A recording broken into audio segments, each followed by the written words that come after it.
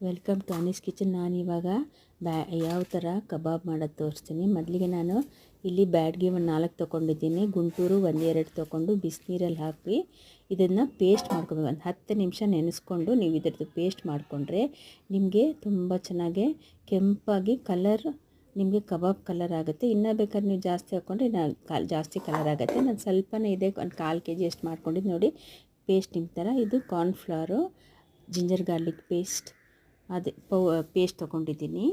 ಮತ್ತು ಸ್ವಲ್ಪ ಮೊಸರು, ಸ್ವಲ್ಪ ಉಪ್ಪು ರುಚಿಗೆ ತಕ್ಕಷ್ಟು, ಕಾಲು ಲಿಂಬೆಹಣ್ಣು, ನಾನು ಸ್ವಲ್ಪ ಕಾಲಷ್ಟು ತೊಗೊಂಡಿದ್ದೀನಿ.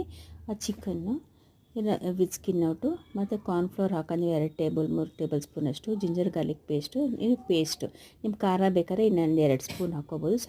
ಸ್ವಲ್ಪ ಮೊಸರು ಹಾಕ್ಕೋಬೇಕು. ಸೊ ಇದಕ್ಕೆ ನಾನಿವಕ್ಕೆ ನೆಕ್ಸ್ಟು ಸ್ವಲ್ಪ ಲಿಂಬೆಹಣ್ಣು, 1/4 ಭಾಗ ಅಷ್ಟು ಲಿಂಬೆಹಣ್ಣು ಹಾಕ್ತೀನಿ. ಉಪ್ಪು ರುಚಿಗೆ ತಕ್ಕಷ್ಟು.